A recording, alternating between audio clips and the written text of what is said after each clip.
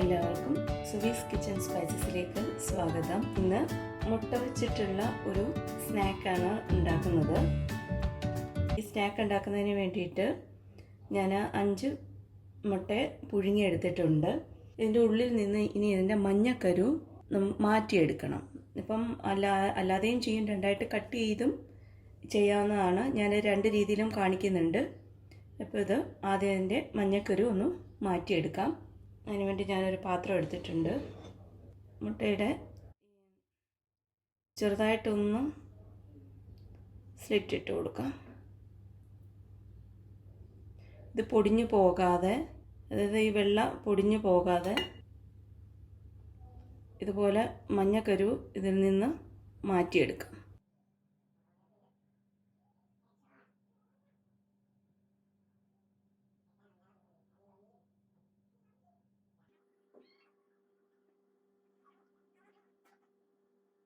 ഇതിൻ്റെ മഞ്ഞക്കരു നിന്ന് മാറ്റിയെടുത്തിട്ടുണ്ട്.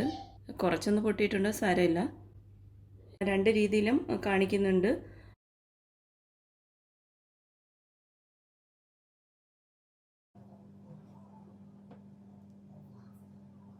അപ്പോൾ ഒരു മുട്ടയുടെ ഞാൻ ഇതുപോലെ മഞ്ഞക്കരു മാറ്റിയിട്ടുണ്ട്. ഒന്ന് സ്ലിറ്റ് ചെയ്തിട്ട് ഇത് വേർവിട്ട് പോകാതെ മഞ്ഞക്കരു മാറ്റിയിട്ടുണ്ട്. ഇതുപോലെ ബാക്കിയുള്ളതും ഇങ്ങനെ മഞ്ഞക്കരു മാറ്റിയെടുക്കാം. ഞാനിപ്പോൾ 4 മുട്ടയുടെ ഉള്ളിൽ നിന്നും മഞ്ഞക്കരു മാറ്റിയിട്ടുണ്ട്. ഒരു മുട്ട 2ആയിട്ട് പിളർന്നും എടുത്തിട്ടുണ്ട്. ഇനി നമുക്ക് ഈ മുട്ടയ്ക്കകത്ത് വെക്കാനുള്ള ഫില്ലിങ് തയ്യാറാക്കാം. ഞാനൊരു പാൻ വെച്ചിട്ടുണ്ട്. അപ്പോൾ അത് ചൂടായിട്ടുണ്ട്. ഇനി ഇതിലേക്ക് 3 ടേബിൾ സ്പൂൺ ഓയിൽ ഒഴിച്ചു കൊടുക്കാം. ചൂടായ ഓയിലിലേക്ക് ഒരു സവാള കനം കുറച്ചരിഞ്ഞത് ഇതിലേക്ക് ചേർത്ത് കൊടുക്കാം. ഇത് നന്നായി വഴറ്റിയെടുക്കാം.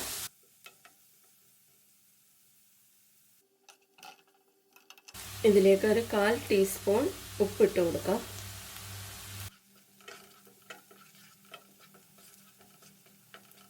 ഇപ്പോൾ സവാള നിറം മാറി വാടാൻ തുടങ്ങിയിട്ടുണ്ട്. ഇനി ഇതിലേക്ക് 1 ടീസ്പൂൺ ജിഞ്ചർ ഗാർലിക് പേസ്റ്റ് ഇട്ട് കൊടുക്കുക.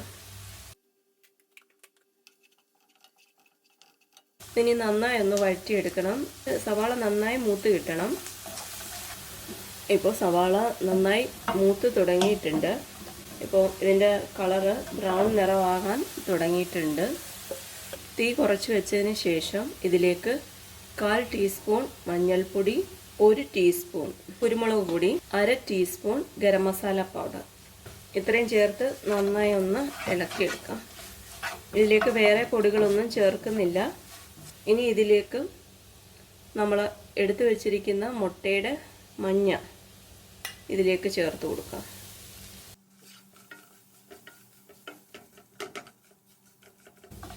ഈ മുട്ടയുടെ മഞ്ഞ കഴിവതും ഉടച്ചെടുക്കുന്നതാണ് നല്ലത്, അല്ലെങ്കിൽ ഇത് ഫില്ല് ചെയ്യാൻ ബുദ്ധിമുട്ടായിരിക്കും. അപ്പോൾ ഇതെല്ലാം നന്നായി വഴറ്റിയിട്ടുണ്ട്.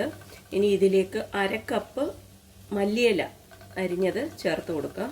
മല്ലിയിലയ്ക്ക് പകരം കറിവേപ്പില ഇതുപോലെ ചെറുതായിട്ട് അരിഞ്ഞ് ചേർക്കാവുന്നതാണ്. ഇപ്പോൾ ഫില്ലിങ് റെഡി ആയിട്ടുണ്ട്. ഇനി തീ ഓഫ് ചെയ്ത് ഇത് തണുക്കാനായിട്ട് വെയിറ്റ് ചെയ്യാം. ഇപ്പോൾ ഫില്ലിങ് നന്നായി തണുത്തിട്ടുണ്ട്. ഞാനത് ഒരു പാത്രത്തിലേക്ക് മാറ്റിയിട്ടുണ്ട്. ഇനി ഇത് നമ്മൾ എടുത്തു വെച്ചിരിക്കുന്ന മുട്ടയ്ക്കുള്ളിലേക്ക് ഫില്ലിങ് നിറച്ച് കൊടുക്കാം. കുറേശ്ശെ വേണം എടുത്ത് ഇതിലേക്ക് നിറയ്ക്കാനായിട്ട്.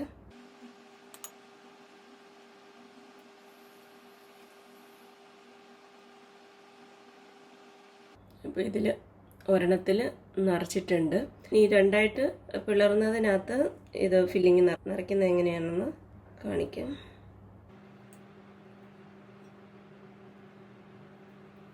ഈ സ്പൂണിൻ്റെ പുറകുവശം വെച്ചിട്ട് നന്നായി പ്രസ് ചെയ്ത് കൊടുക്കാം.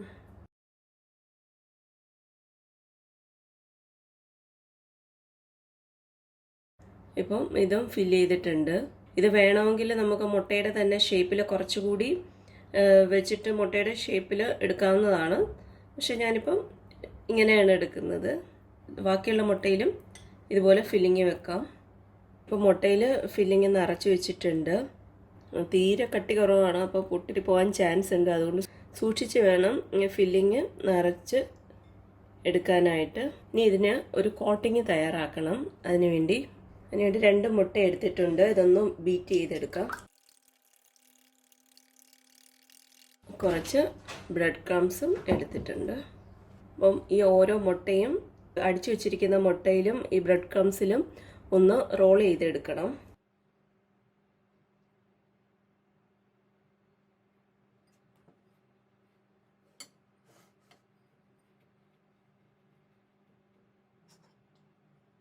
ഇതുപോലെ ബാക്കിയുള്ള മുട്ടയിലും ബ്രെഡ് ക്രംസിലും റോൾ ചെയ്തെടുക്കാം. ഇത് ഒരു പ്രാവശ്യം റോൾ ചെയ്തെടുത്തതാണ്. ഇനി ഇത് ഒരു പ്രാവശ്യം കൂടി മുട്ടയിലും ബ്രെഡിലും റോൾ ചെയ്തെടുക്കണം. കാരണം ഇപ്പം ഈ കോട്ടിങ് ശരിക്ക് പിടിച്ചിട്ടില്ല.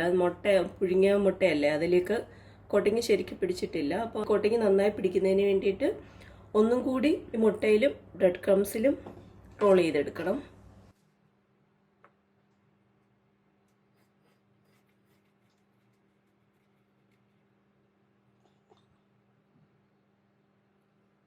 ഇതുപോലെ ബാക്കിയുള്ള മുട്ടയും റോൾ ചെയ്തെടുക്കാം.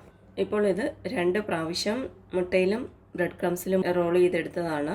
ഇനി ഇത് ചൂടാക്കി കിടക്കുന്ന എണ്ണയിലേക്കിട്ട് ഫ്രൈ ചെയ്തെടുക്കാം. മീഡിയം ടു ലോ ഫ്ലെയിമിൽ വെച്ചിട്ട് വേണം ഫ്രൈ ചെയ്തെടുക്കാനായിട്ട്.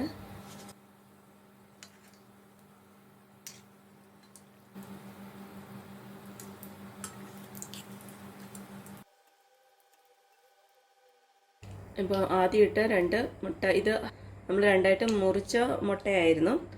ഇത് 2ഉം ഫ്രൈ ചെയ്തെടുത്തിട്ടുണ്ട്. ഇനി ഇതുപോലെ ബാക്കിയുള്ള മുട്ടയും ഫ്രൈ ചെയ്തെടുക്കാം. നല്ല ടേസ്റ്റി ആയിട്ടുള്ള സ്റ്റഫ്ഡ് എഗ്ഗ് റെഡി ആയിട്ടുണ്ട്. നല്ല ടേസ്റ്റാണ് കഴിക്കാനായിട്ട്.